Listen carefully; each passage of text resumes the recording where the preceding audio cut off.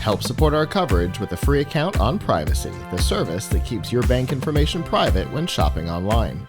Take control of your subscriptions and other recurring payments, plus pause and close privacy cards at any time. And get $5 right now to try the service at collision.live/privacy. Our next guest is here. Hello. Hello. How are you doing today? I'm well. How are you? Fantastic. Go ahead and introduce yourself for me. Hello, everyone. My name is Kevin Halfpenny. I'm the CEO of Event Realms. We are an event production and consulting agency based out of here in Toronto. I've got 20 years event experience, having worked with some of the largest companies in North America, specifically Canada, TELUS, American Express. So I've got a fair bit of extensive learnings in the event sector. Oh, definitely. Yeah. So what we do, we're, like I said, an event consulting and production company, but we focus specifically on technology. In the next 15 years, event technology and technology in general is going to change the event industry, so much so, in fact, more so than the previous 800 years of the industry itself. And it's all because of technology.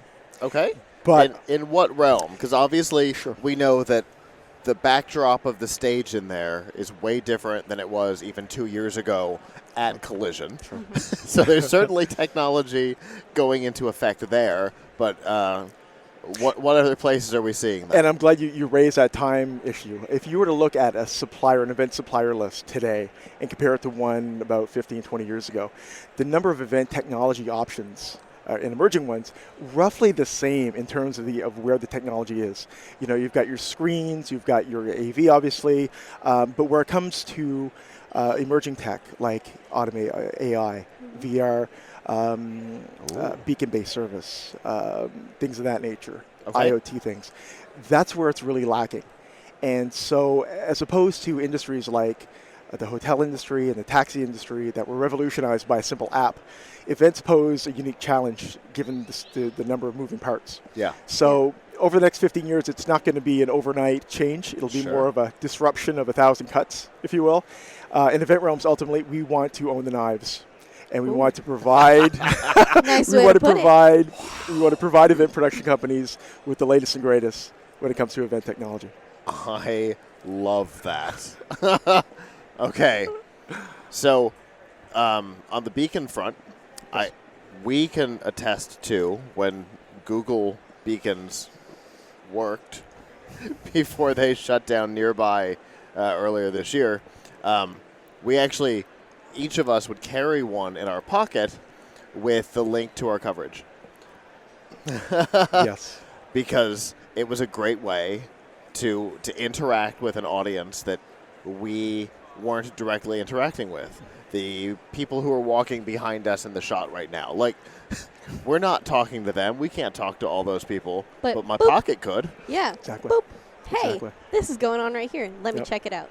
Exactly. And from an event standpoint, and somebody asked me, okay, Kevin, what would you do with a collision type, event?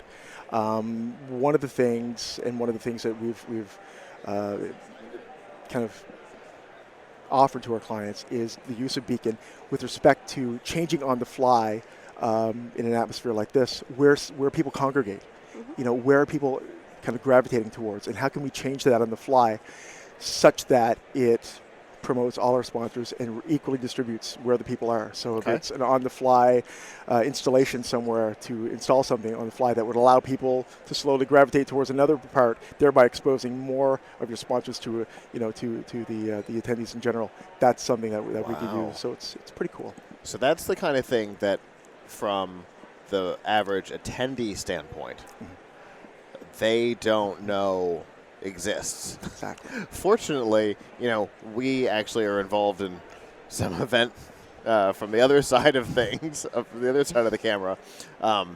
So, it's something that we've encountered. But most people don't know that there's a whole science behind making sure certain things are seen. Absolutely. For example, your sponsor booths. Absolutely. And I recently attended another show in Vegas a couple months ago, I should say. It was called Event Tech. And it basically was a showcase to all the emerging technologies that are bubbling under the surface. And I was blown away at some of the stuff that's coming down the pipe that even the largest events aren't incorporating right now. So like I said earlier, I mean, it's those types of solutions that we want to get exclusive distributorship where we can in Canada. Some are willing to play ball in that respect, but some aren't. But it's to be the go-to solution for companies who want kind of a unique take on technology when it comes to events. It could be a trade show such as this one. It could be sporting events and things of that nature. So, yeah. Definitely. And as an alpha, where are you in that process? Well, I recently graduated from the York Entrepreneurship Development Institute. Okay. It's the #1 ranked university-affiliated incubator for startups. So I recently was part of their past cohort. So I'm operating kind of on a shoestring, as a lot of people I'm interacting with are now. But we're lean and mean. Especially red tags? Yeah, absolutely. But we're lean and mean, and I'm working with Humber College right now. I'm working with some of their students and from their event program, and really establishing those relationships and trying to take us to the next level. Wow. Very cool. So what I've got to know, what was one of the pieces of tech from that conference that you latched onto and you're like, this I have to do? Wow. I mean, there's so many. I mean, I'll tell you one that a lot of people are asking me, what would you do today at this event right now? What would you implement right now to increase the user experience? And one of those that I'm not slowly seeing implemented more is chatbots, event bots, where you positioned across a floor, a large one in this case, but that would allow direct interaction with the attendees to ask the most mundane questions. Where's the bathroom? Where's the evening event taking place? Where's Exhibitor X? Such that they would know. In a lot of cases, not necessarily here, but in a lot of cases, the people are trained, but not to answer questions like that. So when it comes to rudimentary questions like that and having quick engagement, that's one of the unique things that really blew my mind. Well, definitely. Okay. I mean, I know at this event, people are asking security, you know, like, oh, where do I go? What does this do? And security's like, I don't know. Exactly. I'm security. I don't. And like, in a lot of the cases, they don't. English wasn't their first language, so it's like, Yep, exactly. Yeah, and you know, at an event like CES, there are people with hats. Yeah. And then big flex all over CES who are, what they do is this. They go to big events and are trained on those kinds of questions. But this isn't CES. No. You know, there's not 250,000 people in this in this conference.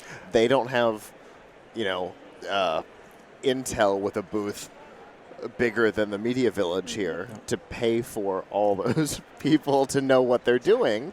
This is a far smaller Utilize event. your staff and have technology help you out. Exactly. Which I really like that. And aside from being an engagement piece, it's a revenue savings piece as well. Right. So all those people you mentioned in the hats are suddenly maybe not so much used or used sparsely. Or for very specific things. Exactly. Yeah, so those are one of the things. Like very media specific things, right? Like finding our way to things that aren't on the map, and that don't need to be implemented into the chatbot because they don't actually want people to know where it is. Absolutely. You could still have a couple of people around, but you don't have to worry about where is the Intel press conference? Well, it's on floor 3. You know, Jasmine Ballroom B at 2 o'clock. Absolutely. I think that's actually where it was this year. Yep. And chatbots don't have bad days. They don't come, you know, they're not sleepy and cranky or tired. They're not going to give you sass. You get the same response every time. Yeah. And even beyond an event's 4 walls, I mean, some of the, to your point earlier, to your question, you know, what things really wowed me at the conference was things that take an event and replicate an event experience more so and blur that line between being there and not. And some of these emerging technologies that I was able to demonstrate are just like, wow, like this is, I almost feel like I'm there. Yeah. It's like one was called ghosting and holographic technology and using that to actually walk around and interact. I mean, sure, it's not the face-to-face interaction, nothing can replace that, but it comes pretty darn close in a lot of respects. So it's those types of solutions that I want to bring to the event industry. So what would be your ideal event?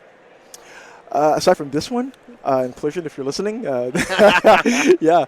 I mean, for an event like this that prides itself on being at the forefront of technology, some of the solutions, that to take it to the next level. Not just this one, but other ones. I have a trade show background, so I'm naturally inclined to a trade show exhibit. Think in this terms. Think in that terms, Yeah. but our minds are open to sporting events, to concert venues, to everything in between. So it's Awesome. Robotics competitions?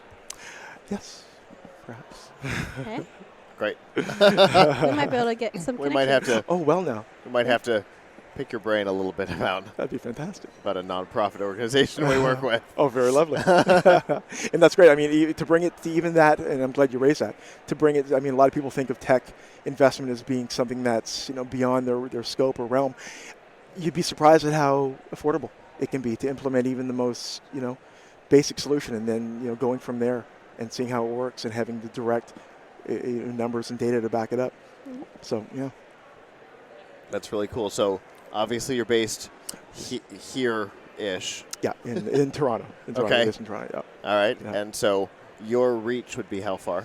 Well, our reach right now, we're currently focused, and like I said, I'm working with Humber right now, and our employee base is located here in Toronto, but the applicability of the solutions we offer are boundaryless, basically. I mean, we're really tackling the Toronto market right now, but ultimately we envision ourselves going national and international. I'm actually speaking next week at a Canadian export summit right now to pitch our business Awesome. for export overseas. So, yeah. Sounds like a great opportunity. It does. It really does. So, yeah. And this has been a wonderful opportunity. This is really That's good. This event has been unbelievable. What were your goals here? Just to get my name out there. I reached out to a number of investors prior to the event using the app, and a number of them showed up. And just getting my name out there to take ourselves, not just from a name standpoint, but from a financial backing standpoint too, as well. Yeah, that makes sense. Yeah. Well, very cool. If people want to find out more about what you're doing, how can they do that? They can do that by contacting myself at kevinhalfpenny@eventrealms.com, or they can visit our website at eventrealms.com. Very cool. Love to hear Awesome. from you. Thank you so much for your time. Thank you both. And we will definitely be We can talk in shop. touch because Sounds good. we've got some stuff coming up. That's wonderful. Awesome. Excellent. Thanks. Appreciate it. You as well. Cheers.